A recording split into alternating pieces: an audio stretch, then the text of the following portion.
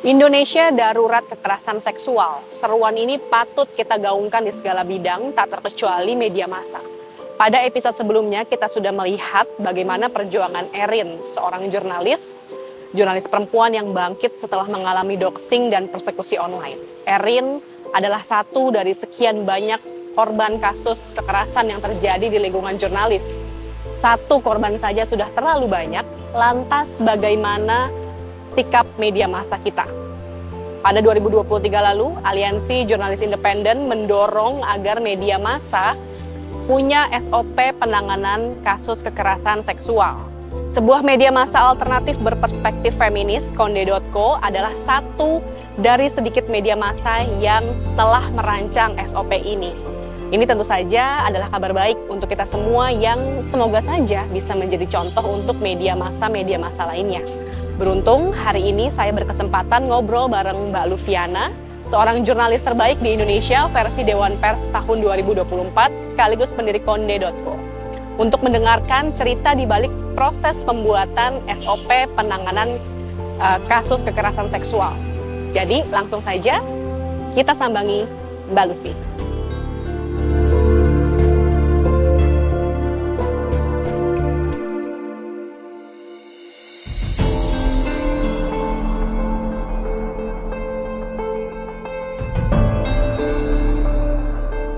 Mbak Lufi, kita kan sedang membicarakan kekerasan berbasis gender online nih Mbak. Dan kita tahu dari catahunya Komnas Perempuan, kemudian datanya SafeNet ya Mbak, menunjukkan bahwa kekerasan berbasis gender online itu terus mengalami kenaikan nih.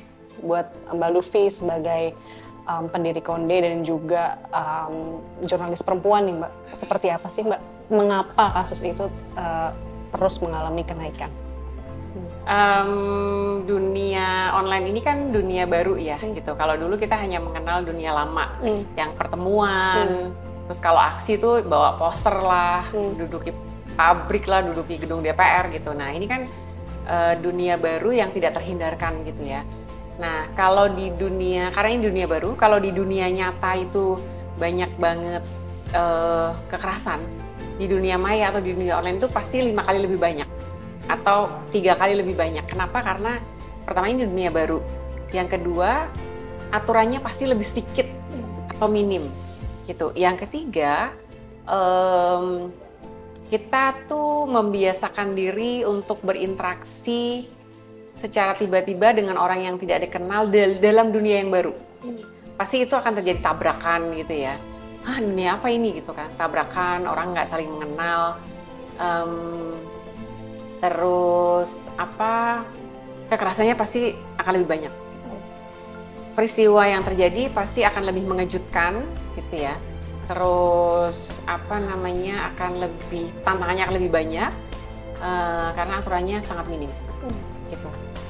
Jadi hidup di dunia yang baru ini pasti tantangannya akan lebih berat gitu dibandingkan dunia yang ini yang aturannya udah banyak gitu ya, norma-normanya tuh udah banyak, walaupun ada norma yang baik, ada yang enggak, tapi orang tuh sudah teruji gitu.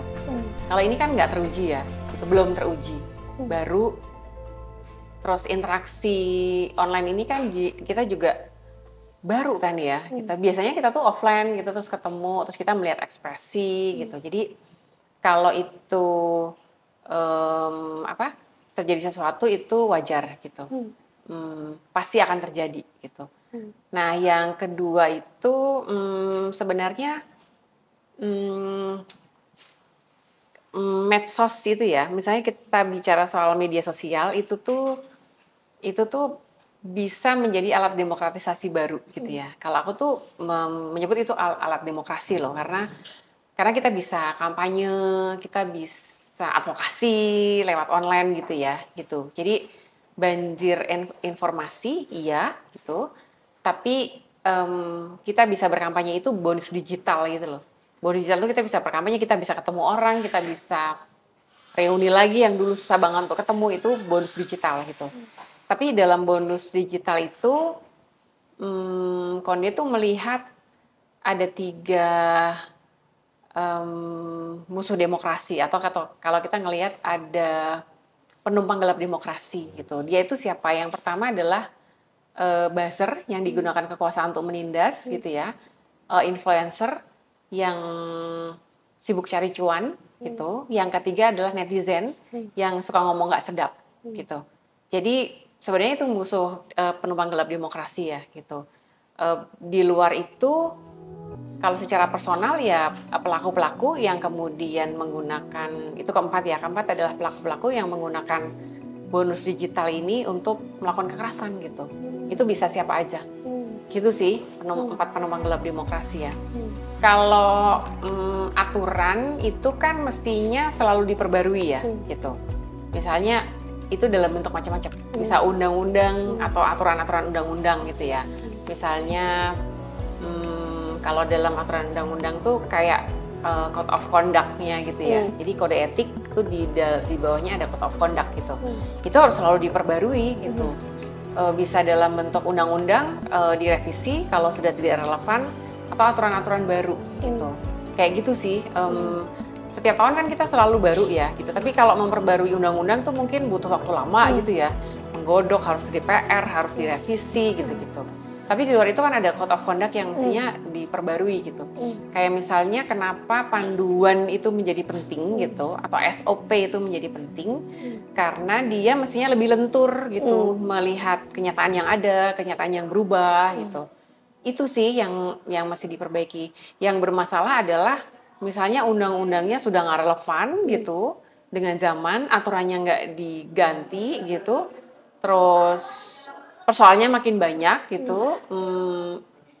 Itu yang mestinya diwaspadai ya, yang harus diganti gitu. Maka kemudian Dewan Pers kan menerbitkan aturan penulisan di media online gitu ya. Itu karena Dewan Pers mencermati bahwa harus ada sesuatu yang baru gitu-gitu kan gitu.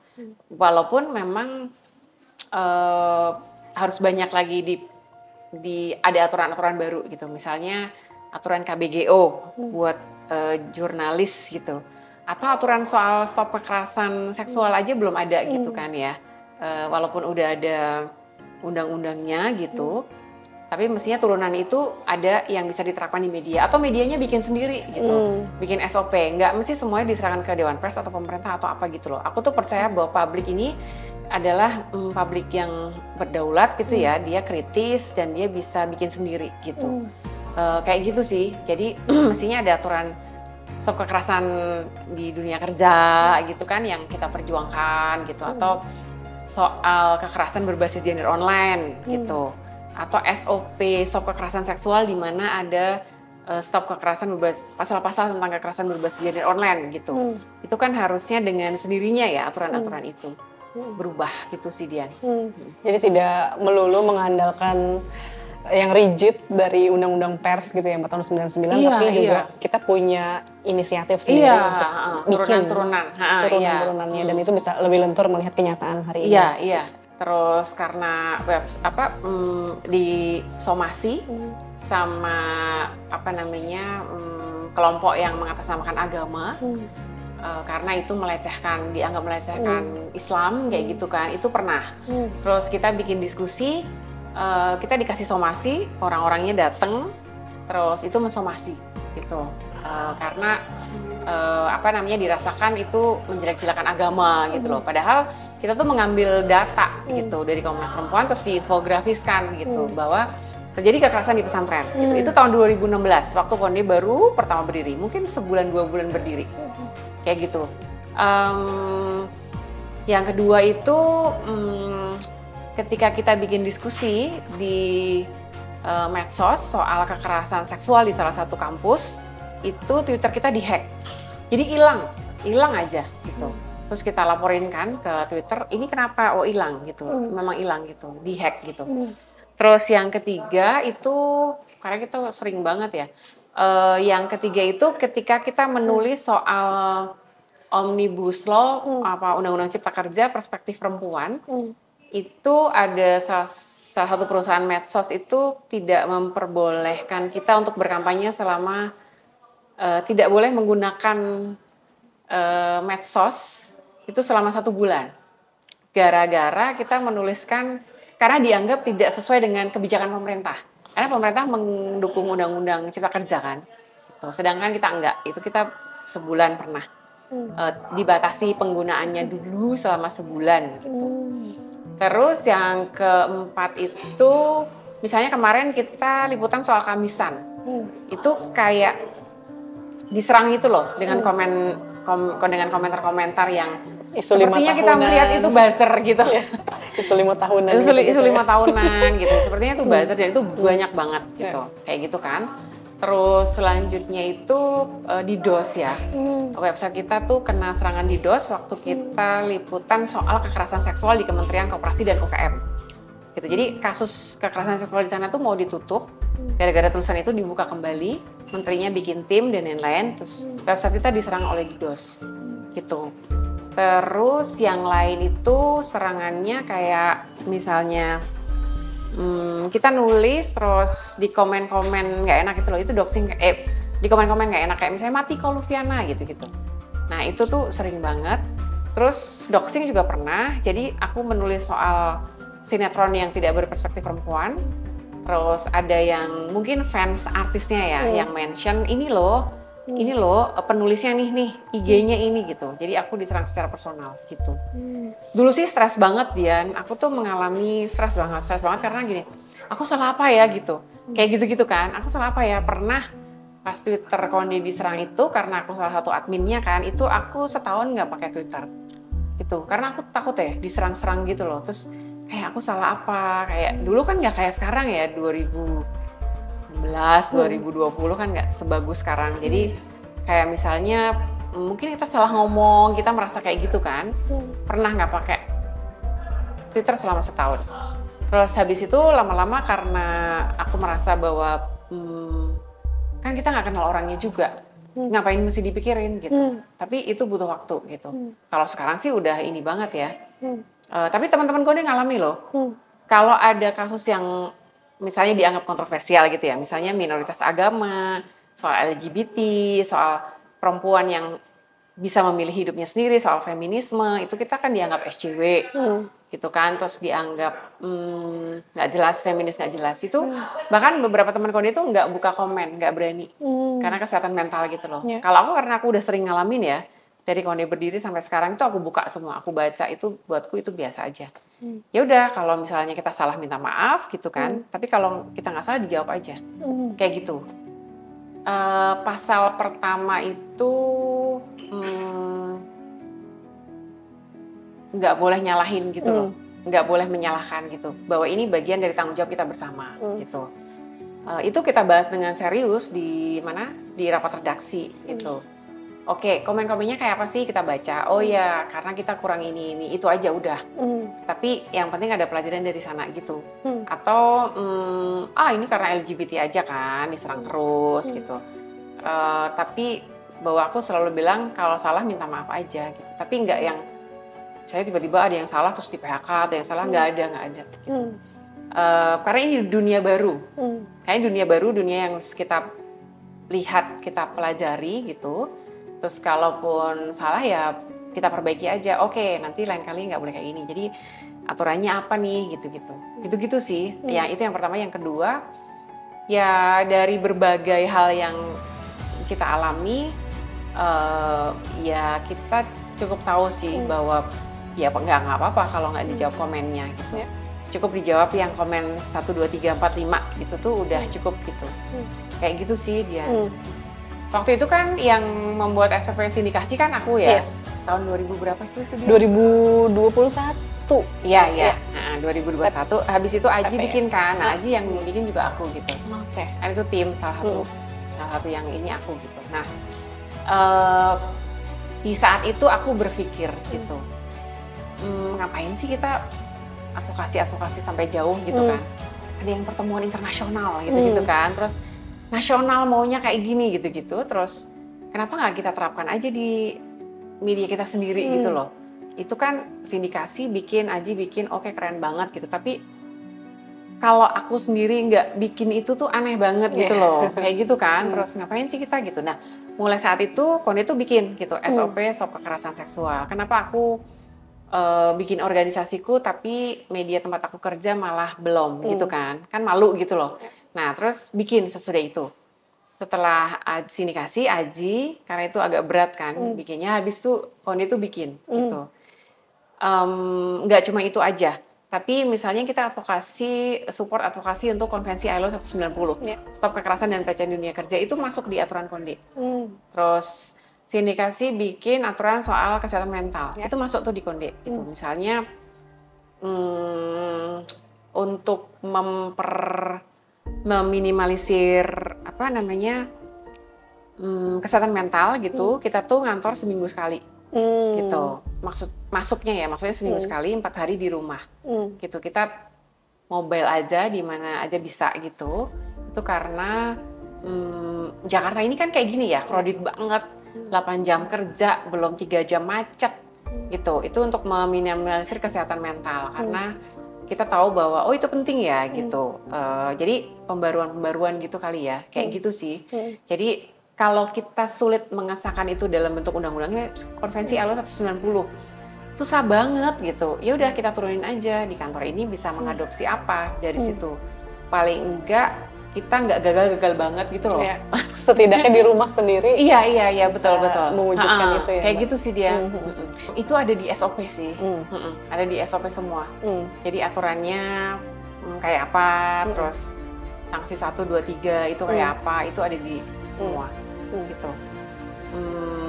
Yang ada itu Konde pernah ada korban sih gitu. Dan kita dampingin. Kita cariin psikolog, kita cariin rumah aman. Terus gitu sih. Jadi berangkat dari situ. Berangkat dari SOP, berangkat dari itu ya mesti kan udah kita bikin ya. Mesti kita taati gitu. Nah, kalau ada pelaku sejauh ini belum gitu, tapi aku dan beberapa temen Konde kan memang sudah beberapa kali mendampingi gitu loh. Jadi SOP itu bukan dibikin tiba-tiba, tapi memang dari pengalaman kita. Kayak gitu sih.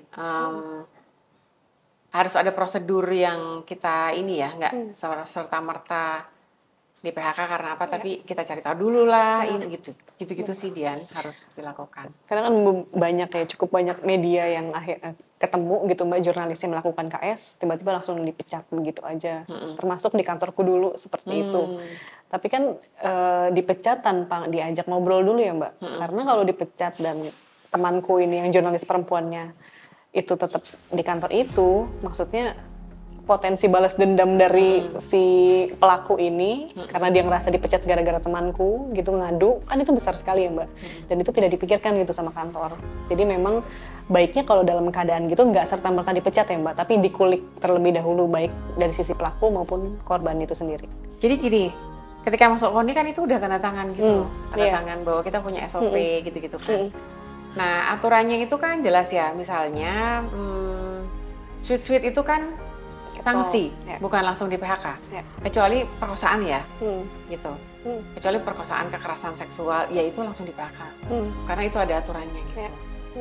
Kekerasannya kayak apa dulu, kayak gitu sih. Jadi SOP ini ibaratnya jadi bentuk tanggung jawab juga ya Mbak, karena kan media massa lain banyak juga yang ya nggak ada SOP dari awal, terus tiba-tiba langsung pecat gitu kan. Misalnya tadi yang catcalling atau apa gitu. Jadi ibaratnya media nggak cuci tangan ya Mbak kalau terjadi kasus ini. Gitu. Kebanyakan media-media di luar sana kan gitu, ingin namanya bersih, udah pecat aja. Betul, kan ada kasus yang misalnya reporternya itu dilecehkan narasumber. Terus ketika lapor bilang jangan nanti kalau kita malah diserang. Soalnya dia narasumber hebat, anggota DPR yang gitu-gitu kan. Enggak, kalau kita kita lawan. Media itu kan buatku agak lucu ya. Jadi gini, bayangin aja, setiap hari teman-teman jurnalis itu harus menuliskan kasus orang lain, ya kan? Kita itu tiap hari harus memikirkan orang lain gitu. Begitu bangun rapat redaksi, mana nih orang yang yang harus kita liput, mana yang bermasalah, mana yang berkasus, yang kasihan nih kelompok marginal, gitu-gitu ya. Dia harus memikirkan orang lain, tapi lupa memikirkan nasibnya sendiri, gitu. Itu yang pertama. Yang kedua, agak loncat gitu loh. Bisa menulis dengan sangat bagus gitu, tapi di internal sendiri itu banyak masalah gitu kan. Biasanya normalnya itu sosialisasi dulu gitu kan. Ini teman-teman nggak usah disosialisasi, nggak usah karena mereka udah tahu loh gitu-gitu. Terus setelah sosialisasi itu bikin aturan gitu kan ya gitu. Ini orang udah tahu semua gitu. Tapi seolah-olah itu berjarak gitu loh. Kita hanya boleh kalau liputan gitu. Tapi ketika ini sendiri, jangan deh pura-pura nggak tahu atau apa gitu loh. Kayak gitu. Itu yang agak ini ya melompat gitu loh. Harusnya itu dipenuhin dulu kebutuhan dasarnya gitu. Terus kemudian dilakukan gitu. Nah di media itu kalau menurut obrolan kita di sini ya, itu mestinya berani nggak menempel, tidak hanya menulis ya. Oke, kalau menulis semua di media bisa lah ya. Stop kekerasan seksual, apalagi udah ada undang-undangnya gitu-gitu kan. Berani nggak menempel stop kekerasan seksual di tempat kerja gitu misalnya. Tempel stiker aja. Jadi setiap orang itu berani untuk menyuarakan gitu kan, karena udah nempel stiker. Itu awal dulu tuh. Awal dulu, baru kemudian manajemen yang mengurusnya. Gitu Dian, karena kalau hanya menulis dan tidak ini kok kayak ini ya agak jauh gitu loh. Lompatannya harusnya memahami dulu baru kemudian menulis, tapi ini udah menulis, tapi susah gitu, kayak gitu. Terus ada juga masalah lain itu kalau temuan Aji itu kan dalam konteks serikat pekerja ya, dalam hal berorganisasi, berekspresi dan lain-lain, itu tuh ini kan kelas menengah yang aku bilang independensinya tinggi, kemandiriannya tinggi gitu lah. Kalau aku dipecat gue bisa cari di tempat lain kok gitu. Jadi keegoisan sebagai kelas menengah itu juga ada loh. Kalaupun kita sepakat itu menyerahkan nasib gitu loh. Udah lo aja deh yang ngurus. Gue setuju aja deh gitu. Kan nggak bisa begitu gitu. Cuma karena dia punya alternatif pekerjaan di tempat lain, kalau gue dipecat gue juga bisa kerja di tempat lain gitu. Atau kalau gue nggak ikut itu gue keluar aja gitu. Itu kan beda sama kelas menengah bawah ya. Buruh kerah putih ini beda sama kerah biru ya. Kalau kerah biru kan kalau di PHK 1 itu akan di PHK yang lain, akan berentet gitu. Itu bos-bos di perusahaan tuh bisa bilang kalau gue pecat 1000 hari ini, besok gue bisa nyari 1000 gitu. Misalnya kayak gitu. Nah itu yang membuat mereka berserikat kan. Karena susahnya nyari pekerjaan, mungkin lulusannya SMA gitu kan, susah nyari kerjaan di tempat lain. Kalau ini kan S1, S2, S3 yang gitu loh dia. Merasa punya pilihan. Itu dia. Merasa punya pilihan, kelas menengah. Merasa daya tawarnya tinggi gitu ya Mbak, akhirnya ya udah kalau emang kantor ini nggak misalnya bisa cari tempat lain gitu. Merasa punya pilihan, kemudian merasa daya tawarnya tinggi, itu bias kelas ya Mbak ya. Pintar ya kan, cerdas, pintar, terus bisa mencari pengetahuan di tempat lain, gitu-gitu loh. Itu yang bikin ini sih. Gimana tuh Mbak cara menyadarkan kelas menengah nyebelin ini, termasuk aku, kelas menengah ini biar solidaritasnya tuh bisa kuat gitu. Karena kan dari zaman Soeharto dilemahkannya ya Mbak ya. Gitu, kita tidak dianggap buruh, kita adalah karyawan, merasa beda sama yang di pabrik, padahal sama. Ini profesi semua. Gitu kan, kayak dokter. Betul gitu. Sekali. Dengan adanya SOP ini mungkin bisa jadi salah satu bentuk solidaritas ya Mbak ya, di dalam dunia jurnalistik gitu, sesama perempuan apalagi yang rentan, mungkin disabilitas, queer dan lain-lain bisa saling merasa empatinya terasah gitu ya Mbak. Menurut Mbak Lufi, apakah SOP ini jadi harapan gitu Mbak, masa depan jurnalistik kita, dunia jurnalistik kita lebih baik ke depannya Mbak?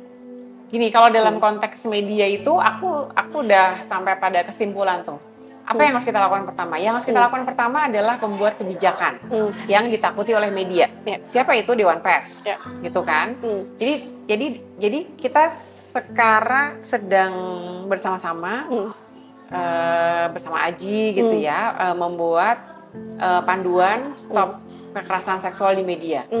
Terus menyusul kemudian stop kekerasan seksual di tempat kerja gitu. Jadi itu. Jadi Dewan Persnya dulu, kalau Dewan Persnya udah ngeluarin, nanti media-media pasti tuh top to bottom gitu ya, harus kebijakan dari atas.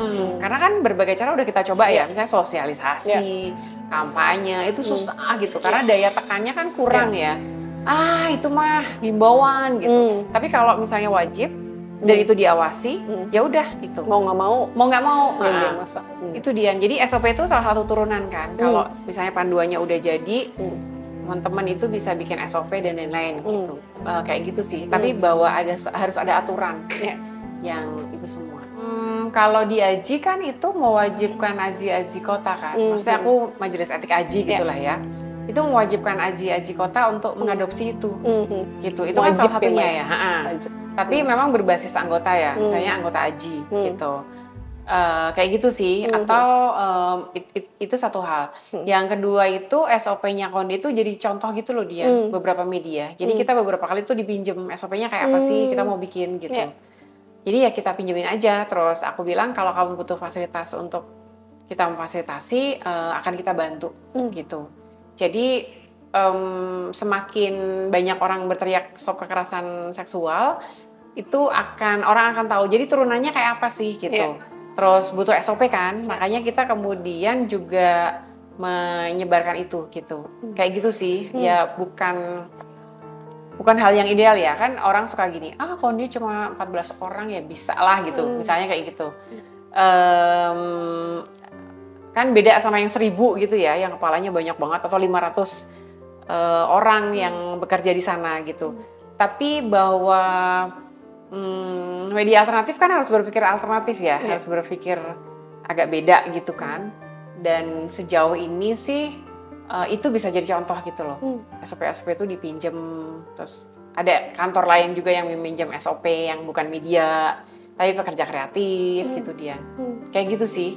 Nah harapanku setelah nanti Dewan Pers mengeluarkan itu ya, misalnya panduan penulisan stop kekerasan seksual, panduan penulisan gender, panduan penulisan stop kekerasan seksual di tempat kerja itu, nanti semuanya akan membuat SOP sendiri gitu. Kan itu harus diturunkan kan sesuai dengan kebutuhan gitu. Misalnya sanksi-sanksinya kan harus disepakati ya. Sanksi 1, 2, 3, 4 apa gitu. Enggak misalnya sweet langsung dilaporkan polisi gitu misalnya. Enggak, tapi jangan kalau dia melakukan kekerasan terus jangan nggak dilaporin polisi, hanya pindah bidang, itu kan nggak juga. Gitu sih. Jadi mungkin aku bicara sebagai orang yang pernah jadi korban KBGO gitu ya. Terus kemudian